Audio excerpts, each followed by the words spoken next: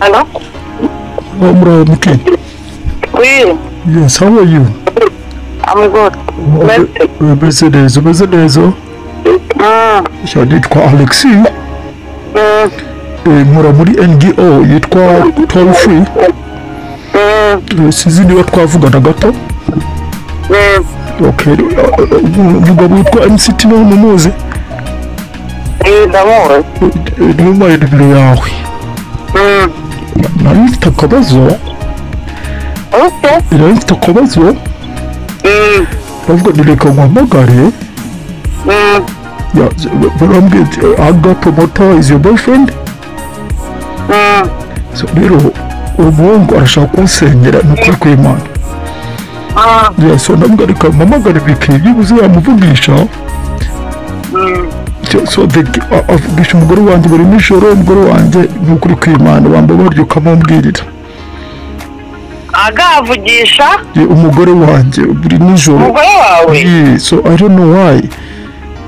Biki? Yeah, so that's why sabya nimero yawe ndi mu marira tumaze imyaka 2 dukoze ubukwe. Byatangiye ryari? Ashize ubungu bamezi nk'arindwi ku atandatu guca bavugana neza ko ibintu bishaka. Bavugana? Umugore wawe aba hehe? Ubungu bari Kacyiru yari maze ibisi muri Canada. Uye noneho. Igero ntari imbere. Cyangwa nasanze message ndaje zigusharingeye. Ariko bigenda gahoro kugira ngo wenda namwe ndashobora urumva. Bashaka kumukinisha filime urabiza abakobwa ngo nashaka kwamamara. Izo telefone azizi ku mugabo wanjye. Nanjye byaracyanze ngambwa ati ndavuga nkwamagare n'ukuri. Okay, ndaza kumuvugisha numve. None nawe ndumviye binunguye kabisa. N'ukuri mbabarira kuko ntabwo ari byiza navuze ni Miki ko ari umwana mwiza ko ari umukobwa mwiza ari gutera mu kinyuma koko.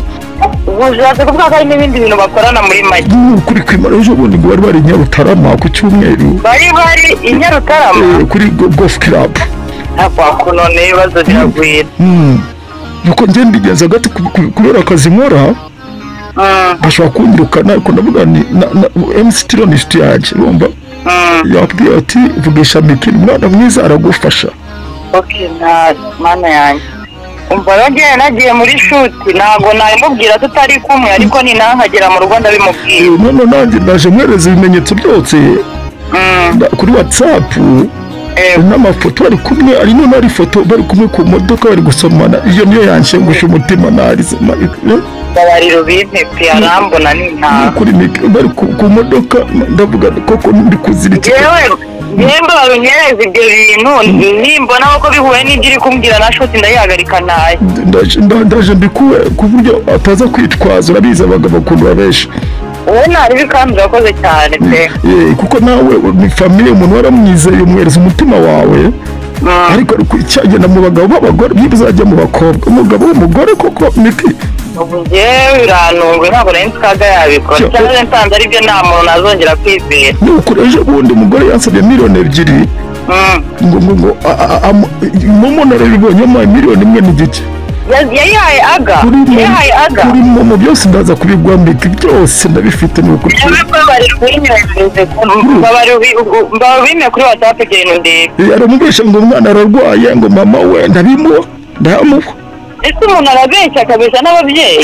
Icyo kibazo bivuga se umugabo Aga mbona yari kuri kamera mamuryoshye ndavuga mana yanjye. Yewe mbazije kumirwa ariko wenyereza ibyo bintu ndebe. Kaze ngo kuri WhatsApp nawe se nanjye so nimwe umunsi we koko. Yewe pe ubu biranunguye pe. Abantu sinzi kuruza ntacyo kambigura kuri WhatsApp. Uza kumuvugisha rwose umubwira ati ambabarire nanjye nubake rwose. We nta kibazo bime. Niba ashaka n'amafaranga basinyamuhari kandi akira umugore.